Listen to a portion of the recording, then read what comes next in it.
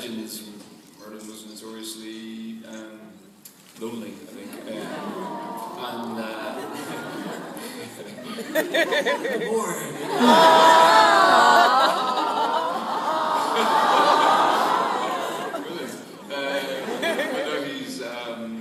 That's one of his obstacles, isn't it? I think that he is lonely, and he can't confide in anyone, he can't talk to anyone, and that the love that he had that he has had was lost or cut short or ended in dramatic ways. So I suppose the rumour's gone around that anyone who gets to love Merlin dies. So no one will come near me now. So, give him a girl. Should run auditions for it after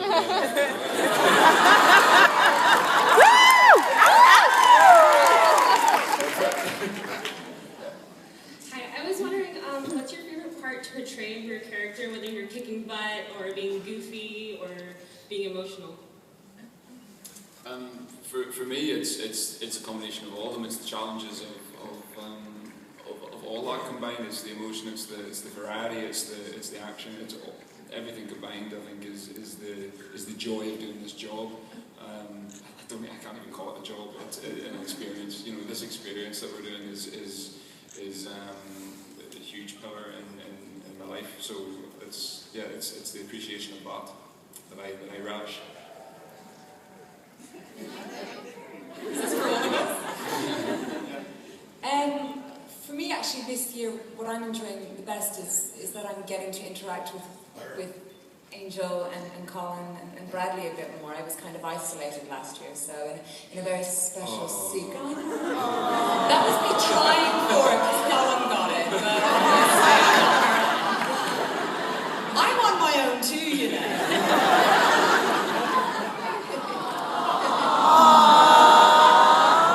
We should have it all off. I would blatantly lose. The show's called Merlin.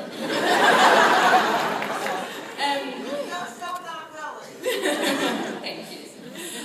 This year I'm really enjoying the challenges of working with Angel and Colin and Bradley and everyone. And I was a bit isolated last year, but in the very clever way, I get to interact slightly more with the people in Camelot. So it's one of the intriguing and interesting things that they've done this year with my Camelot character. So they get to see her a bit more in Camelot, but not as how you expect. I have to agree with Colin. It's the kind of the variety of everything. Although they do like to make me cry, and that's quite fun sometimes. It's also quite exhausting, but yeah, it's rewarding as well. So I have a question for Katie and Colin pertaining to their roles as Morgana and Merlin. And I noticed that your banter is really great, and it's funny, but also really dramatic, and with the whole glaring across the room and all that. Right, yeah. Anyway, and then that really great scene in like A Servant of Two Masters. How was that like for you as actors, and are we going to see more of that? We have confrontations, don't we? So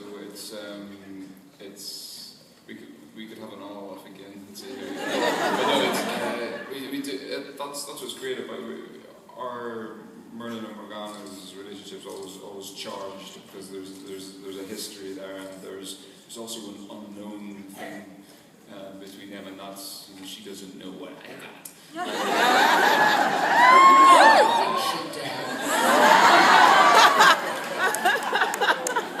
She's about to find out.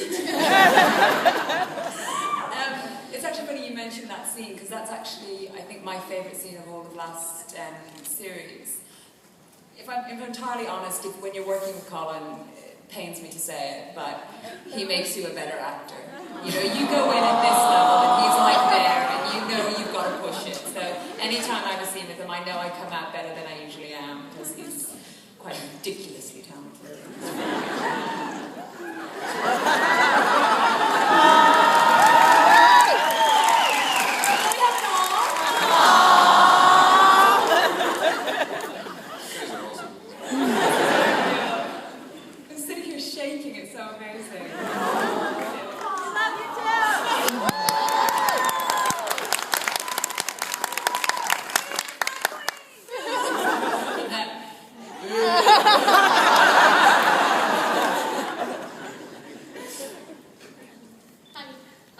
I was wondering, I heard rumors on the internet that Morgana's wardrobe was gonna take a step up from the twigs in the hair and rags like you had last year. Is it true, and can you tell us anything about your new outfits? Personally, I think my outfit from last year was absolutely lovely.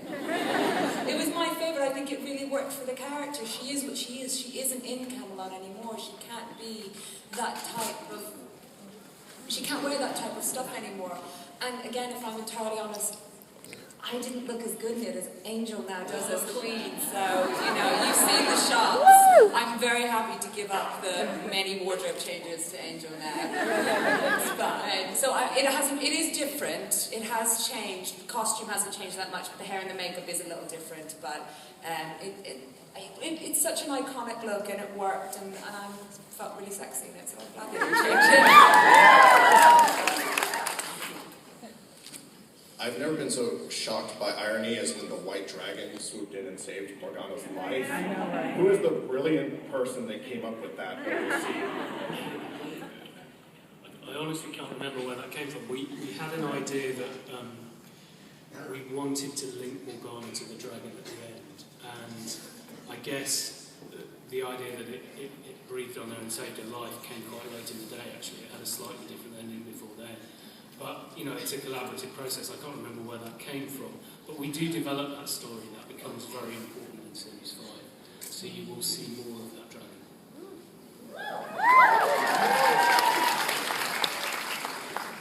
Hi. I was wondering, especially in Season 1 with the video diaries and everything that we had, we don't really get those anymore. So, like, Colin, do you have any stories about what you and Bradley are getting up to on set these days? I don't really like filming stuff.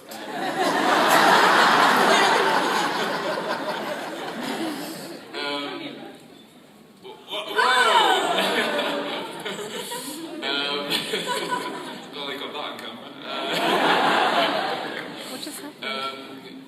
I mean, I think it was interesting when we first started to see as young actors what it was like to be thrown into the midst of something so different to us, a show that was going to go on for that we know at the time 5 years and more possibly. That we documented that, and now it's about the show, I guess, and you know you can enjoy that for what it is, and then you get to see great blooper reels like that, which Those no really are stories. the best parts. That shows you the most about what it's like working on set, to be honest. Those blooper reels really do give you the best insight into our day-to-day. Rupert really does behave like that.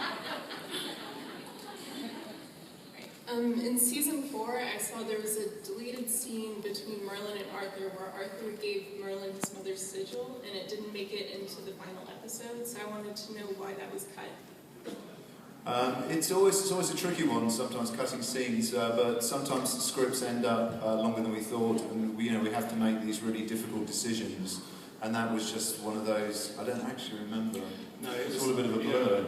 It was probably to do with an episode being too long, and we had a pick-up on it, and we then rewrote that to change it. But we do often have to cut stuff we really like out of episodes. That is true.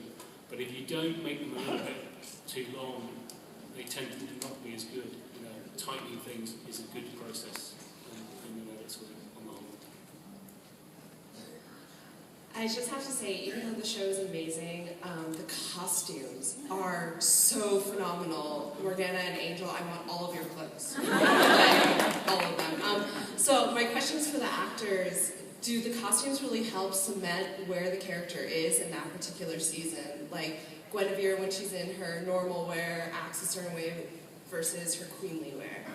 Yeah, I think it definitely, it kind of changes the way you move, the way you stand, and the way you sort of present yourself. So it definitely helps me sort of, get into character, etc.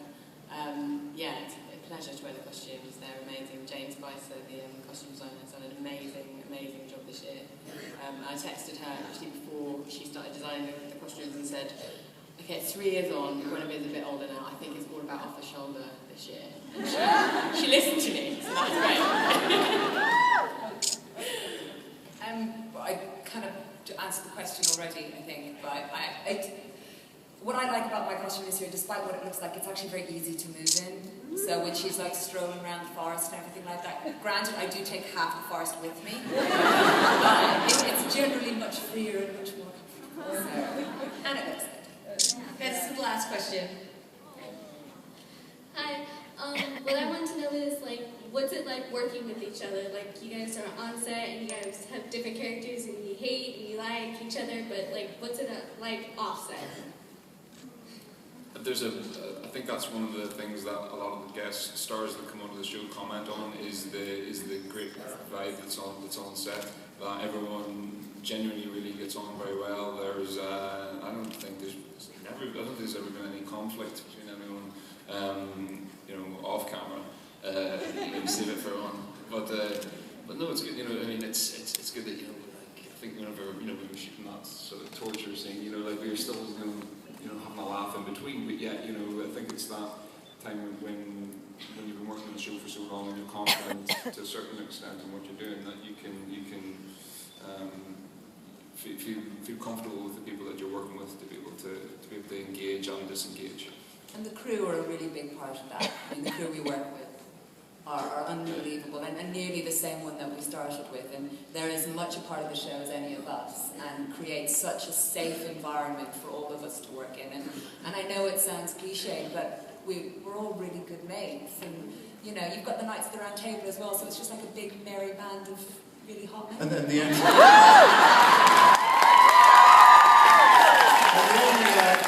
conflict really on set was on the first week of the shoot. The Knights managed to use up all the moisturiser in makeup. Actually true. Who would use the moisturiser the most? What is it that you call them? The Knights? The Knights of the Occasional Table. All right, guys. Well, just so you know, the entire cast will be signing at the sales